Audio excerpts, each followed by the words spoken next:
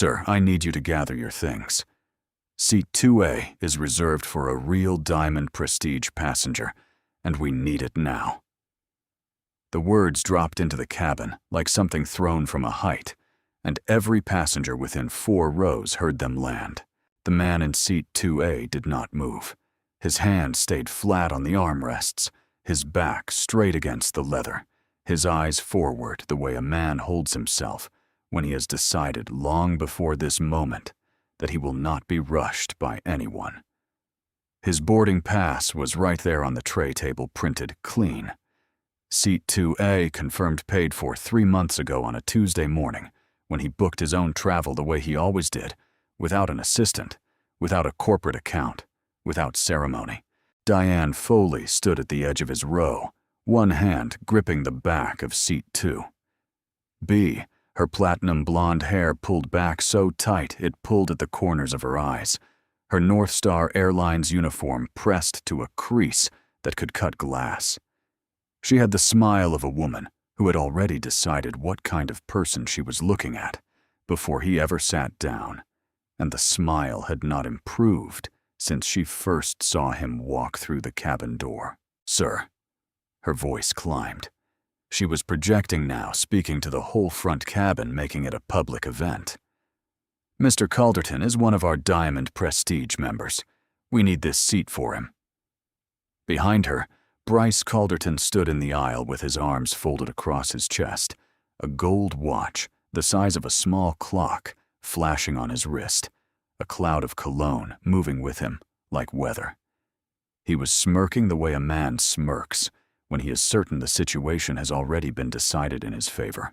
Bryce said something under his breath, then something quiet and deliberate, pitched just low enough to give him distance from it later, but loud enough that the woman in seat 1B turned her head a fraction, and the retired firefighter in 3A felt something tighten in his chest. The man in 2A turned his head slowly. He looked at Diane Foley for exactly as long as it takes to make a decision. "Your name," he said, "and your employee number, please." 3 words. 4 words. That was all. Diane Foley's smile froze. Bryce Calderton let out a short, contemptuous laugh, the kind that is designed to diminish and does. Behind them, in seat 3A, a retired firefighter named Frank Delano had his thumb hovering over the record button of his phone. He hadn't pressed it yet, but the thumb was there. And then Diane Foley reached out, took the boarding pass from the tray table, and held it up above her head like a trophy she had just won. Nobody in that cabin yet knew who the man in seat 2A actually was. Nobody knew that in less than 2 hours, a single phone call made from a bench by a window at gate C7 would send a number on a trading terminal in Dallas, falling off a cliff, and that the fall would not stop until $4.8 billion had been erased from North Star Airlines' market value in a single morning. They only knew what they could see: a black man being made to stand up in front of strangers, and a white woman holding his boarding pass above her head as if she had already won. The espresso machine in the kitchen of the 34th floor penthouse made exactly the sound it always made at this hour, a short, controlled hiss, and Elias Grayson stood at the counter in the dark and listened to it, the way some men listen to the ocean, as something reliable in a world that mostly isn't. The city below was still sleeping, 1,000 points of orange light scattered across the dark, like something broken and beautiful. And Elias looked at it, while he waited for the shot to pull, not thinking about the meeting, or the flight, or the North Star CFO who wanted to talk capital injection, and Q4 projections, just standing there in the quiet that belongs to the very early morning, which is the only kind of quiet a man like Elias Grayson gets to have. His phone buzzed on the Marble Island. Raymond Ford, COO, 14 years at his side. He picked it up. "You're up early," Raymond said. "Flying," Elias said. "North Star JFK departs 8:15. Their CFO wants another sit-down about the position. We'll talk on the ground." There was a pause. The particular pause Raymond made when he was about to ask something he already knew the answer to. Why don't you take the jet, Elias? You've got the aircraft sitting there. Elias picked up the espresso. He looked at the city. Because I need to remember what the world looks like from a regular seat, he said, and he meant it in a way that was difficult to explain to someone who hadn't spent 26 years building something from nothing, who hadn't come from a household where a plane ticket was a 3-month savings event, who hadn't watched his mother press her uniform for a job where she was expected to be invisible. If I only fly private, I stop knowing what I'm managing money for. I stop knowing who the world actually belongs to. Raymond didn't argue.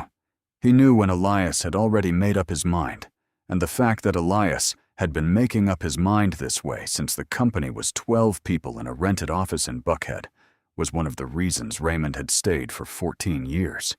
Stay close to your phone, Elias said, and ended the call. He dressed the way he always dressed when he flew commercial. Plain navy suit, tailored but unremarkable, the kind that reads as professional without reading as expensive. No tie, no cufflinks, no watch, and this last detail was deliberate in the way that all of Elias Grayson's details were deliberate, because a man who wears a certain kind of watch in public is inviting people to make calculations about him before he has said a word. And Elias had spent the last 20 years making very sure that people in rooms made their calculations after he had said his piece, not before. Single carry-on by the door, MacBook tucked under his arm. That was everything. On the kitchen counter, the Wall Street Journal was folded open to the business section, and in the lower right corner of the page, a small headline caught his eye. Before he picked up his bag, North Star Airlines internal culture audit stalls as Q3 revenue miss widens. He read one paragraph. The language was careful and vague, the kind of language used by companies that want to appear to be doing something while doing very little. He set the paper down and did not finish it. He picked up his carry-on and walked out. Elias moved through priority screening the way he had moved through it several hundred times efficiently, without fuss, without needing to look at the signs, his laptop already out before he reached the belt, his shoes already off, everything in the correct bin, in the correct order. The practiced choreography of a man who travels enough to have internalized the whole ritual. The TSA officer at the metal detector gave him a small professional nod. Elias nodded back and kept moving. At gate C7, the gate agent scanned his boarding pass and paused. Just a half second, her eyes moving from the platinum diamond elite stripe on the card to his face, and back again, the kind of pause that asks a question without asking it out loud. She handed the card back without a smile or a welcome.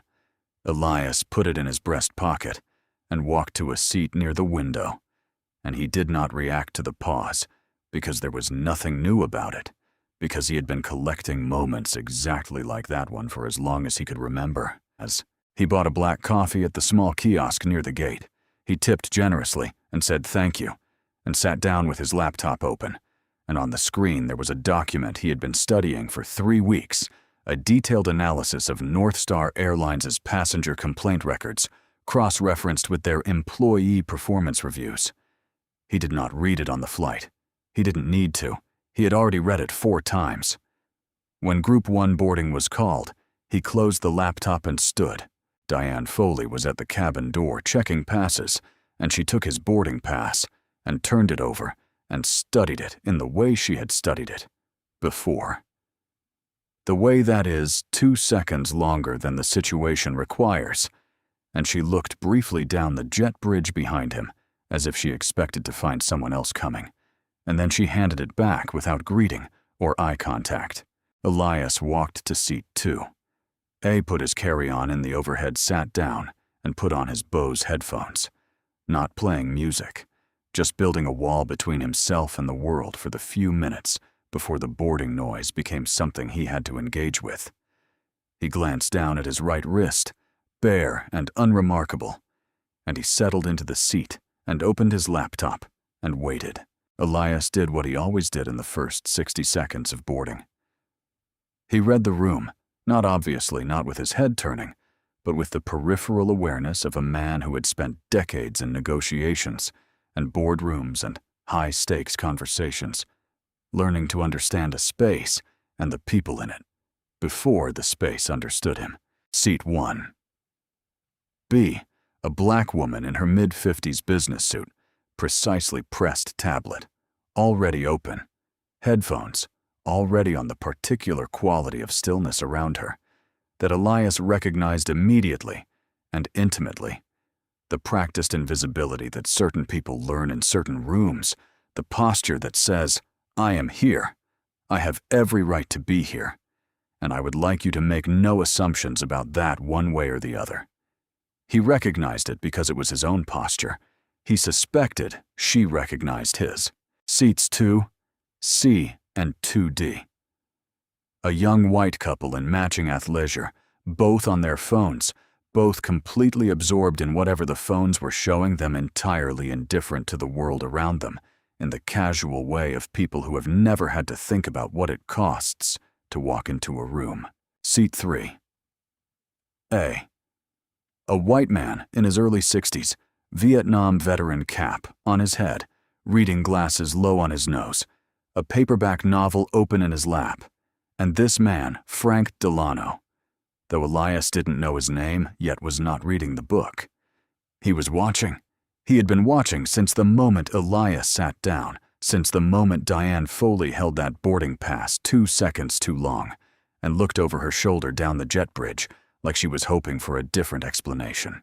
Frank Delano had spent 31 years as a firefighter in Fulton County, and he had a specific instinct for the moment, before something goes wrong. The particular tension that builds in the air before a situation tips from manageable into something else entirely. He felt that tension now. He felt it in the cabin the way he had once felt heat through a closed door, the signature of something already burning on the other side. He thought about his brother-in-law, a black man, a postal worker, a man who held the door for strangers and always tipped 20% who had been turned away from a hardware store. 3 years ago, turned away from a hardware store from a public business on a public street. For no reason Frank had ever been able to make sense of. Frank had been standing 6 feet away. He hadn't said anything. He hadn't taken out his phone. He had looked at his shoes and felt ashamed of himself for 4 weeks afterward, and the shame had not entirely gone away. He slid his phone out of his shirt pocket camera app open and rested it on his knee with his thumb against the button, and he waited.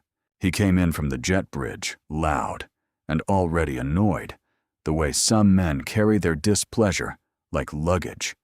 They refuse to check wearing it in their posture and their voice, so everyone around them understands that something is owed and hasn't been delivered yet. His blazer was expensive and wrinkled, his silver hair slicked back, and the gold watch on his left wrist was the kind of watch that announces itself before the man wearing it does, catching the cabin's amber lighting and throwing it back in a way that seemed entirely intentional. Bryce Calderton did not greet the flight attendants at the door. He walked straight down the aisle to row 2, looked at Elias Grayson sitting in seat 2A, and his upper lip curled in the slow, reflexive way of a man who has just found something where he was not expecting it. "There's somebody in my seat," he announced, and he said it loud enough that the young couple in 2C and 2D looked up from their phones for the first time since boarding. Diane Foley's entire bearing changed the moment she heard his voice. The way a person changes when someone they've been waiting for finally walks into the room. Her posture lifted, her smile became something genuine for the first time all morning, and she stepped past Bryce and positioned herself at the edge of Elias's row, with her hand on the back of seat 2B, her body language forming a kind of barrier between Elias and the aisle. "Sir," she said to Elias, her voice carrying now, projecting deliberately to the full front cabin. "We have a reassignment to make. Mr. Calderton is one of our Diamond Prestige members, and we need 2A for him. You'll need to gather your things." Elias removed one side of his headphones. He looked at her without hurry. "I'm Diamond Elite," he said, his voice quiet and level. This is the seat I paid for. Diane tilted her head, and the tilt was a weapon. Are you really Diamond Elite? She asked, in a tone that made the question into something else, something that wasn't quite a question at all. From the aisle, Bryce Calderton unfolded his arms long enough to make a comment about full fares and the difference between people who actually paid for first class and people who found other ways in. And he said it loud enough for the couple in 2C to hear it clearly, and the woman's scrolling hand stopped for just a moment before she started again. Marion Webb in seat 1B turned her head.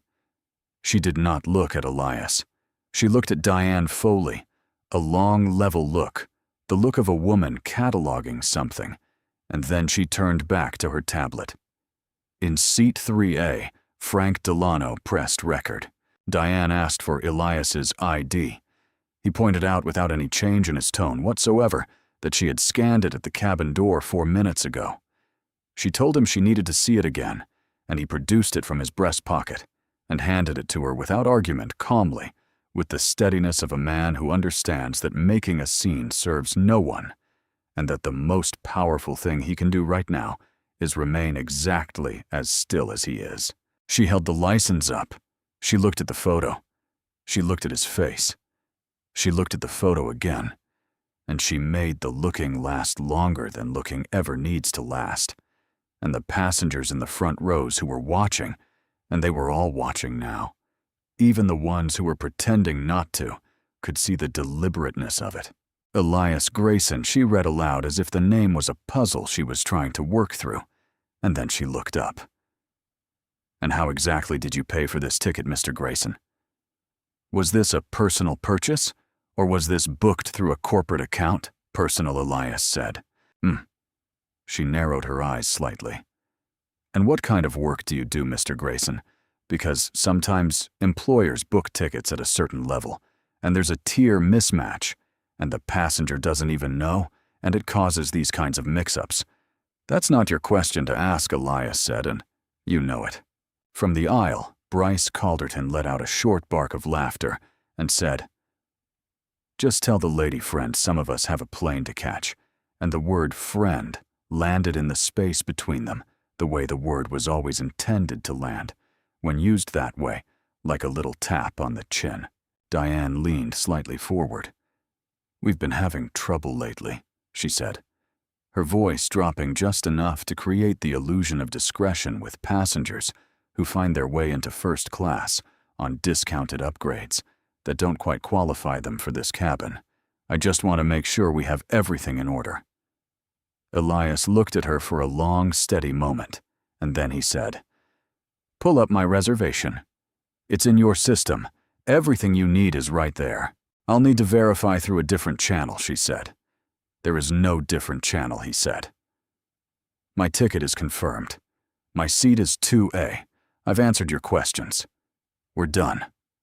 Something moved across Diane Foley's face, then a tightening, a recalibration, and she straightened up and changed her approach, the way a person changes lanes when the current lane isn't getting them where they want to go. Elias took out his phone and began to record. "Sir, you are not permitted to record airline personnel," Diane said immediately, her voice sharpening. "FAA Guidance 2019 Pikes versus Continental." Elias said, without looking up from the screen. "Passengers may record in public areas of an aircraft. You are welcome to call the captain." Diane Foley's smile did not just disappear, it left the building. She turned on her heel and walked to the galley, and in seat 3, a Frank Delano's camera had by now captured the boarding pass, reading the payment question, the upgrade suggestion, the ID being held up like an exhibit, all of it in clean, clear, well-lit footage, the kind that plays well on a 14-inch monitor in a federal courtroom.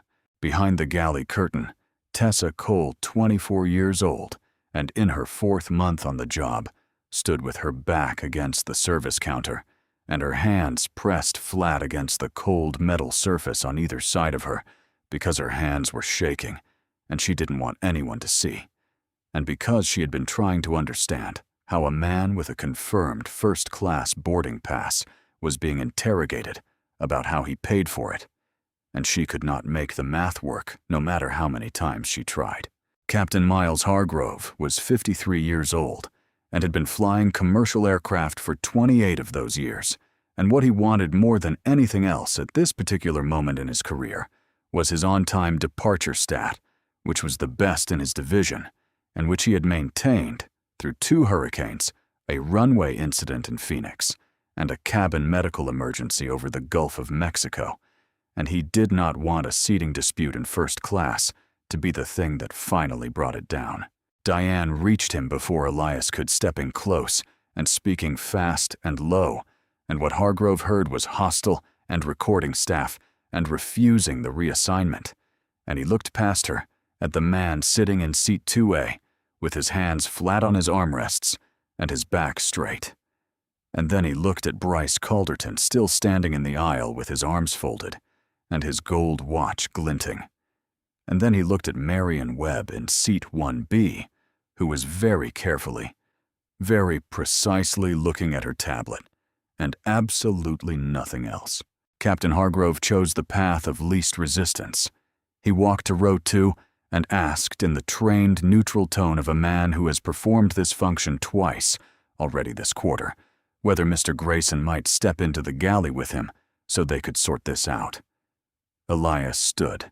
The whole cabin went quiet, not gradually, but all at once, the way a room goes quiet when something significant has just been decided. Elias reached up to the overhead and took down his carry-on himself, and he did not allow either Diane or the captain to touch his bag, and the sound of the bag's small wheels on the carpet was the only sound in the cabin as he stepped into the aisle. Bryce Calderton did not step aside. He waited until Elias was within arm's reach, and then he stepped, not to the side, but slightly forward, and their shoulders connected, and Bryce did not apologize. And Bryce said something. Then something pitched to carry exactly to the front of the cabin, and no further, the kind of comment designed to land and leave no fingerprints. 4 rows back in a window seat, a boy of about 8 years old tugged on his grandfather's sleeve and asked, in the clear, unguarded voice that children use when they genuinely want to understand the world, "Grandpa, why are they making that man leave?" The grandfather pulled the boy close and pressed his lips to the top of his head, and he did not answer, because there was no answer he could find that he was willing to say out loud on an airplane in front of strangers, and the not answering was itself an answer, and Frank Delano's camera caught all of it.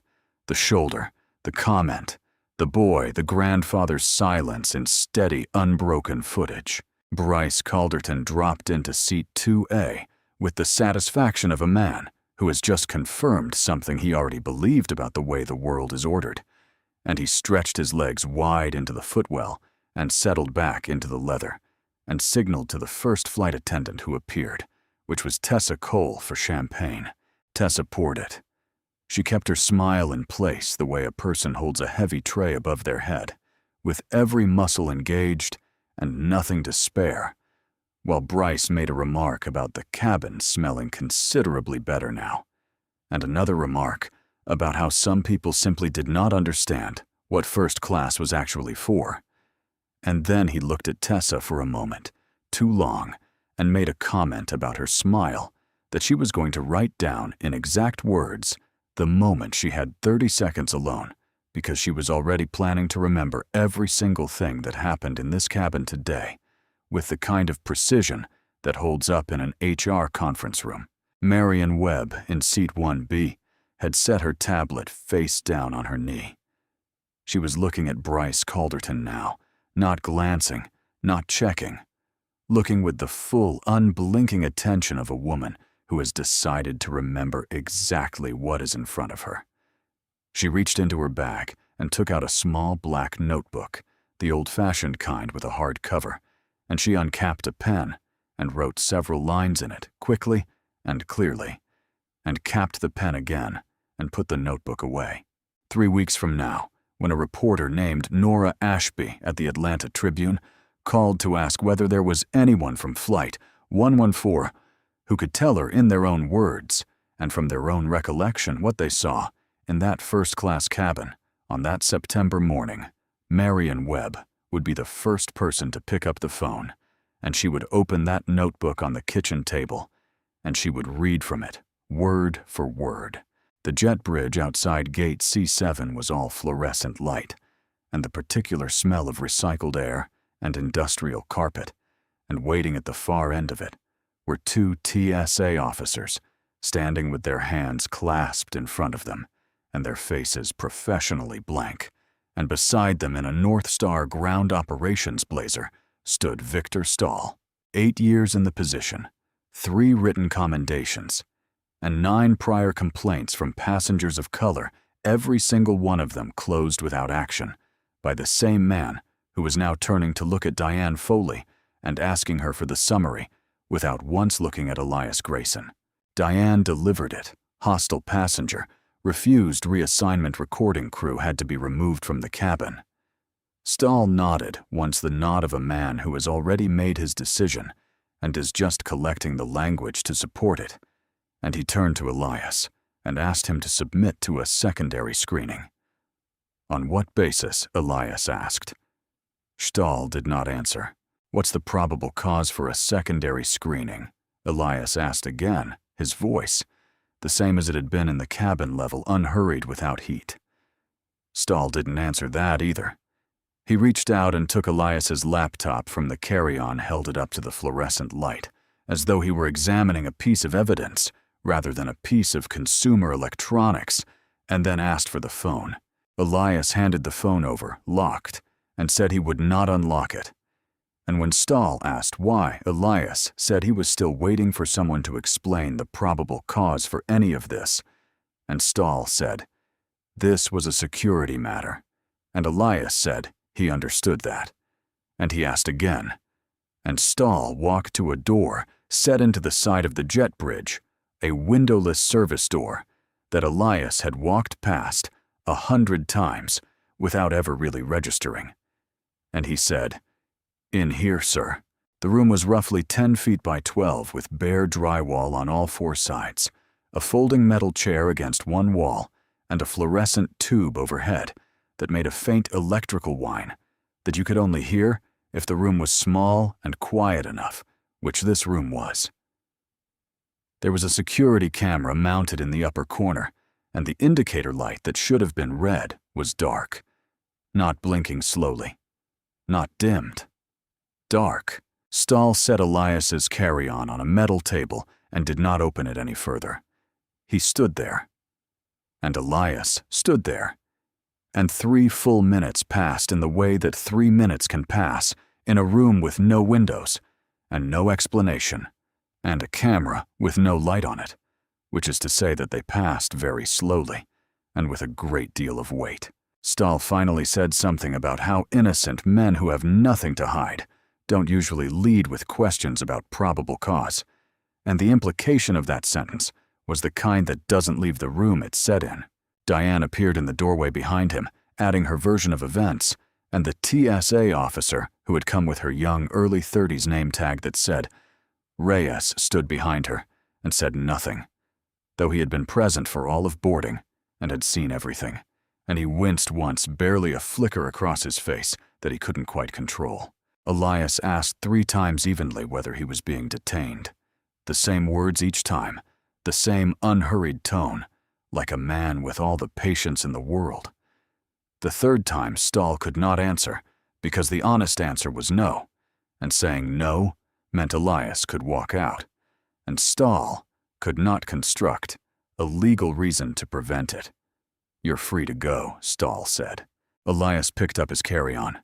He walked to the door. He stopped at the threshold, turned, and looked back at the camera in the corner with the dark indicator light. "That camera isn't recording," he said. "That's going to be a problem for you." Stahl looked at the camera. When he looked back, Elias was already walking out, and his wrist past the doorframe bare and plain. No watch, no gold. Nothing that needed to prove anything to anyone. The boarding line was gone. The cabin door was closed. The jet bridge was empty and quiet behind him, and Elias walked back through it and out into the terminal, and he did not look at the agents at the gate desk, and they did not look at him. And he found a metal bench at the floor-to-ceiling window that faced the tarmac, and he sat down and set his carry-on at his feet and looked at the glass. His own reflection came back to him. In it, navy suit. No tie, glasses sitting very slightly crooked from where Bryce Calderton's shoulder had connected with his. And there was something about seeing himself that way, in an airport window, on a gray morning carry-on at his feet, and a closed cabin door behind him that required a moment to simply be with, so he was with it. Flight 1140 was pulling back from the gate, the pushback crew guiding it out with their orange batons, and Elias watched the tail swing slowly out, and the engines begin to spool up with that deep-rising hum that fills the whole chest if you're close enough. And he watched the nose turn toward the taxiway. An elderly black woman in a wheelchair was being pushed past behind him, her caregiver steering her toward gate B11, and as they came level with his bench, the woman turned her head and looked at Elias directly. The way very old people sometimes look at strangers, without any of the social deflection that most of us carry around, like a habit, just a clear, full look that took him in and understood something without asking. She nodded once, slowly. He nodded back. She didn't speak. She didn't have to. The wheelchair rolled on. Elias looked down at his right hand. It was shaking. A small tremor, barely visible, the kind of thing no one across the aisle would notice. But he noticed it, and he understood exactly what it was. It was 90 minutes of anger that he had been holding down in the precise, controlled way that certain people in certain situations learn to hold things down, because the alternative has costs that no one else will pay on your behalf. He flexed his fingers. He flexed them again. He pressed his palm flat against his thigh and held it there until the trembling eased. He breathed in slow. He breathed out slower. Flight 114 was at the end of the runway now, and he watched it roll, and he watched the nose come up, and he watched it climb into a sky that had gone full daylight gold while he was inside that windowless room, and he watched it until it was small and then gone. He reached into his jacket pocket and took out his phone. His thumb went to the wrong contact. First an attorney he hadn't spoken to in over a year. He backed out. He scrolled. He found Raymond Ford, and he called. Raymond picked up on the second ring. "You should be in the air." "I'm at the gate," Elias said. "They took me off the plane." The silence that followed lasted just under 3 seconds, which was the exact amount of time Raymond Ford needed to understand the full weight of what had just been said, because he had worked beside Elias Grayson for 14 years. And he knew his voice the way, a person's voice, when you have spent 14 years in high-pressure rooms listening to it. And what he heard now was something he had never heard in it before. Not anger, not even frustration, but a kind of weight that sits underneath those things and is much older than they are. Raymond did not ask why. He asked, "What do you need?" "What's our current North Star position?" $4.8 billion. "Liquidate all of it," Elias said. "VWAP execution. File the 13F amendment the same day. I want everything completed before market close." A pause longer than the last one. "Elias, all of it." "All of it." Another pause. "Are you?" Raymond stopped, recalibrated. "Are you okay?" And here, for the first and only time in this entire morning, something shifted in Elias Grayson's voice. Not much, not obviously just enough to hear, if you were listening carefully, a small, dry exhale that was almost a laugh, but wasn't quite, because it came from a place that laughter doesn't usually come from. "I'm fine," he said. "Do it now." He ended the call. He set the phone on his knee and looked at the empty runway.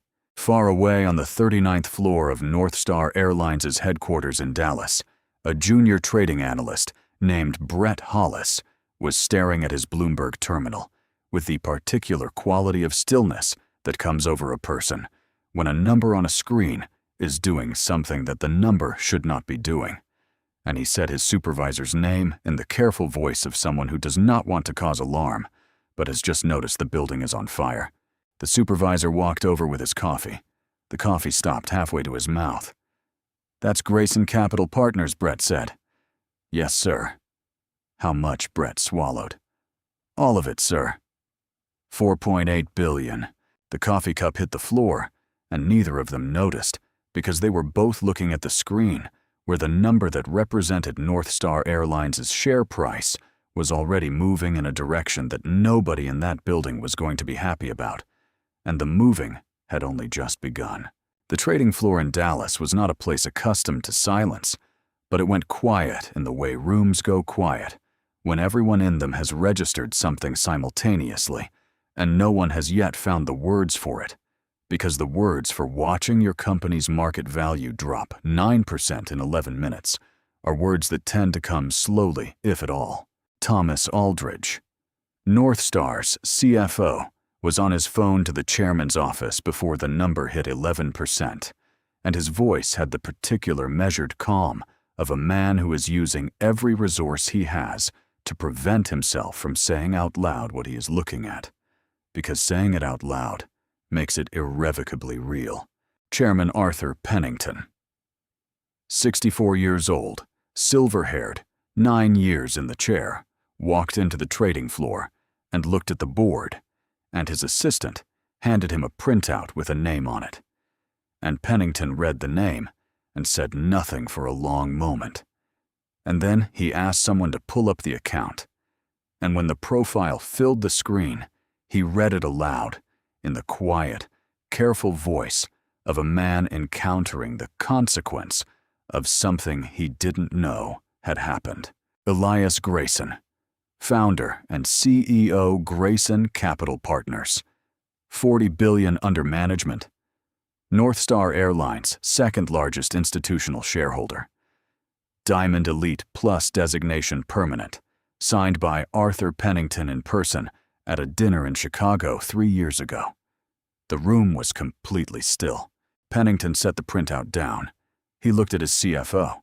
He looked at his head of investor relations, Warren Cole, who was standing near the window and appeared to be doing the mathematics of the situation in real time and not arriving at a figure that anyone was going to enjoy. A flight attendant and a ground supervisor, Pennington said, and his voice was very steady, the way it goes. Steady when the alternative is something he cannot allow, in a room full of people watching him, threw our second largest shareholder off an airplane to give his seat to a man whose only qualification appears to be a familial connection to one of our board members. A vice president near the back of the room closed his eyes. "Get me the company jet," Pennington said. "I'm going to Atlanta." Flight 1140 was somewhere over Tennessee when Bryce Calderton called Tessa Cole back to row 2 for what she counted quietly and precisely as the 4th glass of champagne. And when she arrived, he made another remark. This one about her profile, about how she ought to consider a different career, about how a face like hers was wasted in a uniform, and Tessa's smile stayed exactly in place, carved there, held there by every muscle she had, while she poured the champagne and said of course, and walked back to the galley and stood with her back against the counter for 30 seconds and breathed. Marion Webb in seat 1B had long since stopped pretending to look at anything but Bryce Calderton. She had the black notebook out again, and she was writing in it with the deliberate precision of someone recording testimony rather than impressions. In seat 3, a Frank Delano stopped recording, checked his footage, and found it clean. The boarding pass, the shoulder collision, the child's voice, the grandfather's silence, all of it intact and clear. He looked at his phone for a moment, then opened his contacts, found the name of a friend in the union, an old partner, who knew a reporter at the Atlanta Tribune, and sent a message that said only, "Call me tonight. Something happened on my flight." The Sky Club at Concourse C smelled of espresso and the particular kind of hush that comes from people who are accustomed to quiet spaces in loud places, and Elias Grayson was on his second black coffee, the one he had not really tasted sitting in a chair by the window, with his laptop open, and 47 missed calls and a notifications panel he had stopped looking at after the 12th email marked urgent. He was not checking the stock price. He knew what it was doing. He had known what it would do before he made the call. He was writing an email to a nonprofit attorney in D.C. who specialized in federal civil rights litigation, and he was writing it the same way he wrote every important communication carefully, completely without a single word that wasn't necessary. 3 men came through the glass doors at something between a fast walk and a jog, which in a Sky Club draws attention in a way that nothing else quite does, because the fundamental social contract of a Sky Club is that urgency is performed quietly, and these men had run out of quiet. They stopped at Elias's table. He finished the sentence he was on. He hit send. Only then did he look up. Arthur Pennington stood in front of him slightly out of breath, his silver hair less perfect than it had been in the morning, his eyes carrying the weight of a man who has been on a plane for 90 minutes, doing arithmetic that keeps coming out the same wrong way. Behind him stood Thomas Aldridge Northstar's CFO and Warren Cole, head of investor relations. Mr. Grayson Pennington said, and his voice was rough in a way that had nothing to do with the flight. "I am Arthur Pennington. I'm the chairman of Northstar Airlines. I flew in from Dallas because I had to say this in person." He paused. "Please." Elias looked at him for a moment, and then he gestured to the chair across the table, the single open chair, and said, "Sit." Pennington sat. Aldridge and Cole stood behind him, like men who no longer had a role, but hadn't been told to leave. Pennington set a leather portfolio on the table, and his hands were not entirely steady, and he opened it and turned it, so Elias could see what was inside a signed blank check, an offer letter for a permanent advisory board seat, a written commitment on Northstar letterhead to terminate Diane Foley, Victor Stahl, and any other employee Elias named, and a formal corporate apology countersigned by the board. Then, Pennington did something that surprised the handful of Sky Club travelers who were trying very hard to appear not to be watching. He stood up, walked around the table to Elias's side, and placed one hand on Elias's shoulder, gently, the way a person reaches for language when language has failed them completely. He stood there, one hand on that shoulder, and he did not speak because he had run out of things to say that weren't smaller than the situation required. Elias looked at the hand on his shoulder. He did not pull away immediately. He sat with it for 3 full seconds, which is a long time when a room is watching, and then he spoke. His voice did not rise. It did not waver. Each word came out measured and precise, the way a man speaks when he has been thinking about exactly this for the last 4 hours, and knows that he will only say it once, and needs every word to be exactly right. "Mr. Pennington," he said, "sit down." Pennington sat.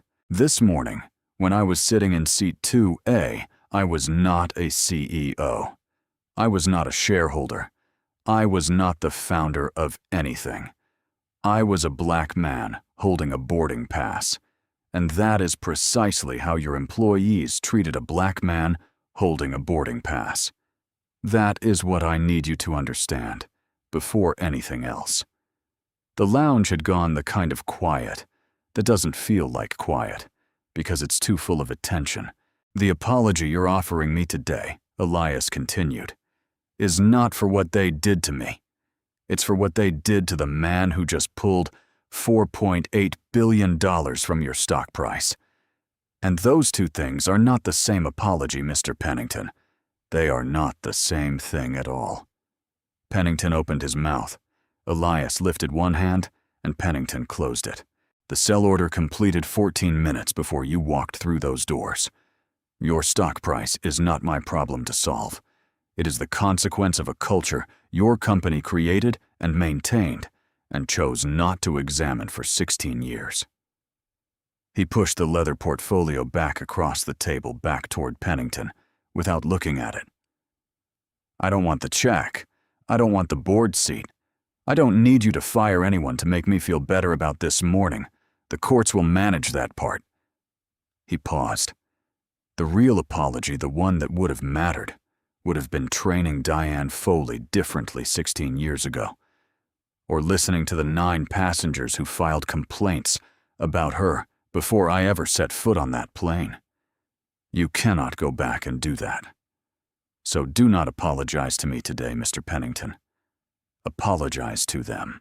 He met Pennington's eyes, which were wet, now, genuinely wet, whatever that was worth, and he held them for a moment, and then he said, very quietly, "Now please get up from my table.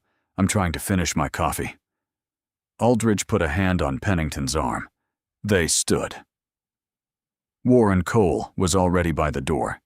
Pennington turned at the threshold and began to say something, and Elias was already looking at his laptop. When the glass doors closed behind them, Elias sat very still for a moment, and then he closed his eyes for one slow second, and under the table against his thigh, his right hand was still trembling, and nobody in the Sky Club could see it, and he pressed his palm flat and held it there, and let the trembling pass in its own time. Nora Ashby at the Atlanta Tribune opened the video file at 6:47 in the evening and watched it twice without moving, and then she called her editor and said 3 sentences, and her editor said, "How fast can you have it?" And Nora said, "Give me 2 hours," and she had it written in 90 minutes. By dinner time, the headline was live. Black billionaire CEO removed from North Star first-class stock in freefall. Within the hour, the hashtag North Star Shame was trending nationally. Within 90 minutes, a second hashtag had overtaken it, built from the exact words Diane Foley had used to describe Bryce Calderton to the entire first-class cabin, and this second hashtag was not kind. Flight 114. O had landed at JFK that afternoon, and when Diane Foley stepped off the jet bridge, 2 North Star HR officers and a corporate attorney were waiting for her at the gate, and they did not smile, and they did not greet her, and the first thing they said was that she was suspended without pay. Effective immediately, and they needed her badge and her uniform name tag. "Right now, please." She unclipped the name tag with fingers that shook enough that she had to try twice. 16 years of her name pinned to that uniform, and she handed it over, and she did not speak because there was nothing in her that was ready for words yet. 4 hours later, the suspension became a termination. By the next morning, Victor Stahl was unemployed. Warren Cole was gone by close of business. The North Star press release that afternoon used the phrase "failed to protect a core institutional relationship," and everyone in the commercial aviation industry understood precisely what that sentence was really about. 2 board members, including the cousin of Bryce Calderton, resigned before they could be formally asked to explain themselves, and their resignation letters were dated the same day and used the same template which told its own story. Tessa Cole walked into North Star's HR office on her day off and gave a complete account of everything she had witnessed, and she was specific, and she was calm, and she named Bryce Calderton, and she named every comment he had made to her and to Diane Foley and to the cabin in general in the order they occurred with the timestamps she had noted on her phone while it was happening, because something in her from the beginning of boarding had told her she was going to need to remember this precisely. She was offered protection, a promotion, and a confidential financial settlement. She took the first 2 and declined the third without hesitation because she wanted her testimony on the record and she wanted it to stay there. Captain Miles Hargrove issued a public statement through his attorney that acknowledged carefully and with a great deal of legal precision that the lead flight attendant had misled him about the nature of the incident before he spoke to the passenger. He did not say the word racism anywhere in the statement. His attorney had advised strongly against it. But anyone who read the statement understood exactly what the statement was about. Bryce Calderton called Elias's office 9 times over 3 days, and his messages moved from indignant to defensive to something that was trying to be apologetic, but couldn't quite get there. On the 3rd day, he appeared in the building lobby and demanded to be heard. And when security removed him, he resisted, and a woman walking past on Peachtree Street filmed the whole thing and posted it with a caption that spread through the internet so fast the video had 600,000 views before he got home. The Department of Transportation opened a formal civil rights investigation, and the FAA cooperated, and their particular interest was the windowless room at Gate C7 at Hartsfield-Jackson, the room with the camera whose indicator light was not on, and in what the access logs from the North Star ground operations console showed had happened to that camera at 7:51 in the morning, 4 minutes before Elias Grayson was walked through the service door. Victor Stahl's keycard was on the access log. Elias's civil suit was filed in the Northern District of Georgia with Diane Foley, Victor Stahl, Bryce Calderton, and North Star Airlines as named defendants, and the damages requested were $32 million. And when his attorneys told him to ask for more, he said no, because he already knew exactly what he intended to do with $32 million, and he had already spoken with the people who would receive it. Discovery began, and what discovery found was considerably worse than anyone outside the case had expected, because it was not just the story of one morning on one flight. It was the story of a pattern built across years, sustained by silence and protected by institutional paperwork. Diane Foley had 9 internal complaints filed against her over 7 years. Every one of them came from a passenger of color. Every one of them had been reviewed and closed by Victor Stahl using identical boilerplate language review, concluded no further action, and in several cases, the review had been completed in under 25 minutes, which is not enough time to read a complaint carefully, let alone investigate it. And then there was the text message. Subpoenaed records showed that at 7:29 on the morning of Flight 114, 22 minutes before boarding began, Diane Foley had sent a message from her personal phone to Bryce Calderton's personal phone. The message contained 3 words, "Got you a welcome." The financial records explained the 3 words. 3 months before that morning, Bryce Calderton had delivered a prepaid Visa card $1,800 to Diane Foley at a North Star employee parking garage. He had done it twice before that. He had been doing it on and off for nearly 4 years. Every single flight Bryce booked on Diane's route ended the same way: he received a seat better than the one on his ticket, and the person who had paid for that seat was moved without explanation. The 9 passengers who had filed those complaints were not bumped because of an operational need or a booking error. They were bumped because their seats had been quietly, deliberately sold to a man with enough money and the right connection to make it happen. Victor Stahl had known.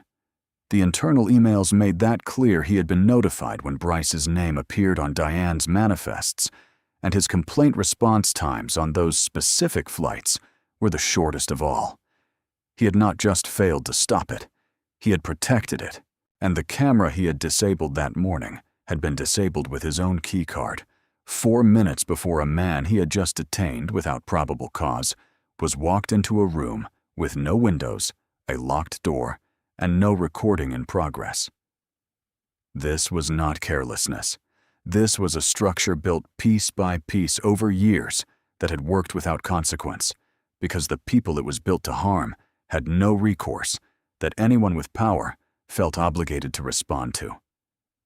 Until now, Federal Court, Atlanta, Judge Eleanor Marsh presiding, and the courtroom was full in the way that courtrooms are full when the case has already lived in the public mind for months and the verdict feels inevitable. But everyone needs to be present for it anyway. Elias took the stand and answered every question the same way he had spoken to Pennington in the Sky Club level. Factual measured his voice, carrying easily in the high-ceilinged room, without needing to be raised. He described what happened. In seat 2A, in the same order, it happened with the same precision he would have brought to a presentation to an investment committee. And when the defense tried to introduce ambiguity about the nature of the interaction, he waited for the question to finish, and then answered it with the same patience he had used in that windowless room.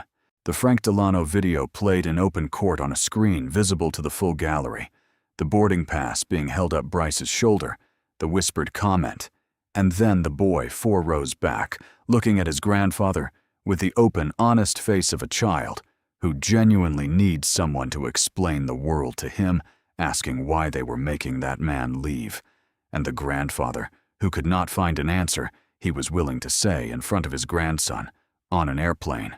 3 news anchors later described on the record that the moment they cried during their broadcast was that moment. The child's voice, the grandfather's silence.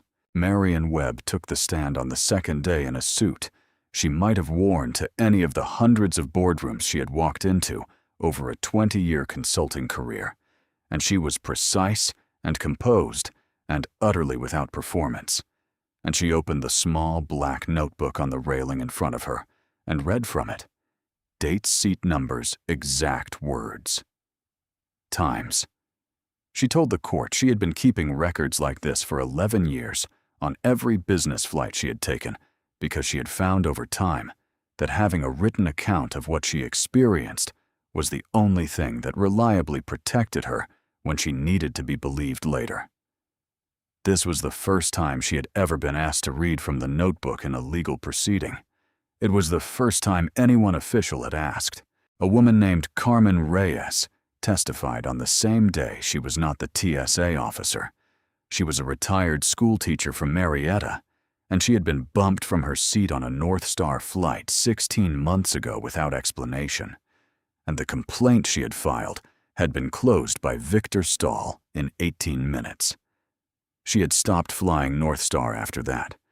She had also, she told the court quietly, stopped believing that filing a complaint about the way she was treated in public would ever result in anything changing, because nothing ever had. She said this without bitterness, in the manner of someone reporting a fact about the weather. Tessa Cole came in on the same day in the suit she had worn to her North Star job interview 4 months before all of this happened.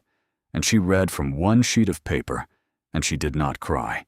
And when she was done, she folded the paper carefully and put it in her purse.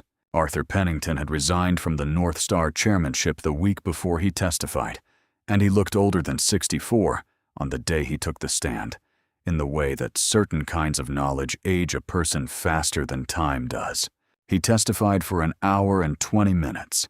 He said he took full personal responsibility for the culture that had allowed this to happen, and that the word culture was the right word, because the problem was not a single employee or a single flight or a single morning in Atlanta. It was the difference between what North Star wrote in its policies and what North Star actually did when no one it considered important was watching. The plaintiff's attorney asked him a single direct question. Did North Star Airlines have an anti-discrimination policy? Pennington said, on paper, yes. In practice, no. We had a policy. We did not have a culture. That was my fault. That sentence ran in every newspaper that covered the trial. Then Pennington turned in the witness chair, unprompted, unexpected, without instruction from any attorney, and he found Elias Grayson in the plaintiff's row, and he spoke directly to him, and he said that he was not here today to apologize to Elias Grayson, because Elias had been right in the Sky Club. That apology had been for the wrong reason. He was here today to apologize to the 9 Black and Latino passengers Diane Foley had mistreated before Elias ever sat down in seat 2A, and to every person of color who had flown North Star during the 16 years she worked for his airline, and to the woman from Marietta who had stopped believing complaints were worth filing, and to every person who had filed one anyway and been dismissed in under 25 minutes. He said I failed them. I have no excuse. Elias nodded once. Nothing more. There was no orchestrated forgiveness. There was no embrace. Pennington understood what the nod meant, and he sat down. The verdicts came across the following weeks, like a series of doors closing one after another, each final. North Star Airlines settled Elias's civil suit for $32 million. Elias donated every cent through a press release that was 2 sentences long. The recipient was the National Coalition for Black Air Travelers. The North Star CEO resigned. 2 more board members followed. The stock lost another 19% over the quarter. Diane Foley was permanently banned from the airline industry by the FAA. The Department of Justice indicted her for federal wire fraud in connection with the bribery arrangement. She pleaded guilty. 18 months of federal probation, $45,000 in fines, and a public licensing record that would follow her name for the rest of her working life. Victor Stahl was terminated and faced federal civil rights penalties for his years of deliberate complaint suppression. The disabled camera documented through the access logs added criminal obstruction to the civil findings. Bryce Calderton was convicted of federal bribery. He was sentenced to 13 months in federal prison. His real estate firm filed for restructuring the same week his sentencing was reported, and the restructuring did not go well. Frank Delano was profiled by the New York Times in a piece that ran under the headline, "He Pressed Record." He was photographed outside the new legal aid office on the day it opened, and standing beside him in the photograph was his brother-in-law, the postal worker in the navy blazer he had been wearing the day he was turned away from the hardware store 3 years ago. Neither of them mentioned the hardware store that day, but Frank's brother-in-law was smiling in the photograph, and the smile reached all the way to his eyes. 6 months later, a different airline, a different gate. Elias walked down the jet bridge with his carry-on in his hand, and the gate agent scanned his pass and said, "Good morning," without pausing to study his face, and the cabin smelled like coffee and warm air, and he sat down in 2A and put his bag in the overhead and put on his headphones, and across the aisle in 2B. A young black woman in a business suit looked up from her laptop and saw him and knew exactly who he was. And she nodded once, and he nodded back, and the plane pushed back from the gate into a morning that was just beginning. In Atlanta, the National Coalition for Black Air Travelers opened its first legal aid office and named it the Delano Center, after a retired firefighter who had once stayed silent at a hardware store and had spent 3 years thinking about it on Tuesdays, and on the day of the opening, Frank brought his brother-in-law, and they stood together in front of the door with the name on it, and did not say much because they didn't need to. Somewhere over Virginia, Elias opened his laptop. The sky outside the window was daylight gold. His right hand was steady. If this story moved you, if it made you think about a moment when you saw something and chose to speak or chose to stay silent, we'd love to hear from you in the comments below. Share this video with someone who needs to see it, and subscribe to our channel for more stories about courage, dignity, and the quiet power of doing what is right.